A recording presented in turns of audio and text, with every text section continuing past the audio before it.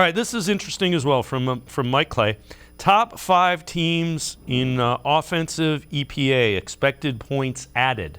And again, Browns still up there. Chiefs, Lions, Dolphins, Browns, Seahawks. So again, the Browns offense has been good, but as you alluded to, with all the pieces that were missing, in addition to Jadeveon, Miles, Anthony Walker, Taven Bryan, they needed the offense to even step it up a little bit more against the Falcons. Well, what they needed at the end of the game was basically about 35 yards to get Cade York in position for the game-tying field goal. If you can't get 35 yards in your 2-minute drill, then something's wrong. And, that drive was basically a disaster. You had Joel Bitonio.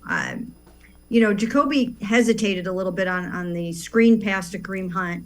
It caused Joel Bitonio to get a flag there, which they did not need. You can't be going backwards. Then Joel gave up a sack after that, which is uncharacteristic of him. So they knocked back another 8 yards.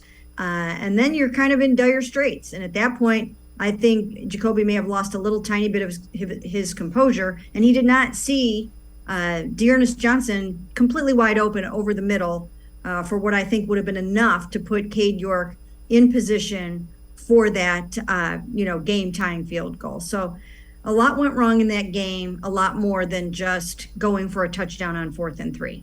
Yeah, and the other thing is, if you're going to look at that going for the 4th down and 4th and 3, you have to look at the 4th down conversions that extended drives as well. I think the Browns were 3 for 4 on 4th down. I think it was 3 for 4. So if you go for it on 4th down, you have to take the positives away from it as well as, when you don't make it.